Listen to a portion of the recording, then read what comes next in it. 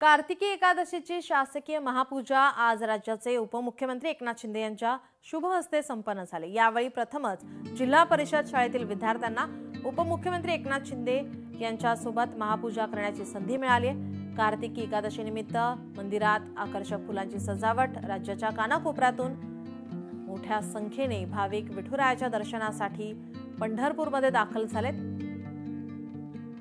याचाच आढावा घेतला आमचे प्रतिनिधी अभिराज उबाळ यांनी। आषाढी कार्तिकी विसरू नका मज, सांगते गुज पांडुरंग।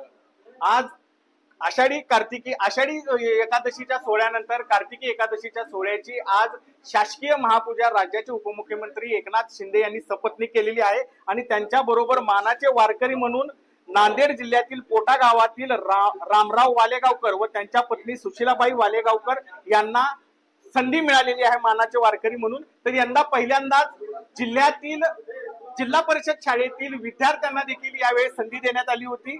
पहिल्यांदाच मोहोळ तालुक्यातील पापरी येथील मानसी माळी आणि समाधान थोरात या दोन जिल्हा परिषदेच्या शाळेतील विद्यार्थ्यांना देखील या ठिकाणी मानाचे वारकरी म्हणून संधी मिळाली होती। एकंदरीतच यंदा कार्तिकी यात्रेवर अतिवृष्टी आणि पावसाचं सावट जरी असलं तरी शासकीय महापूजा संपन्न झाल्यानंतर जो पंढरपूरमध्ये उत्साह आहे तो उत्साह मात्र कुठेही कमी झालेला दिसत नाहीये।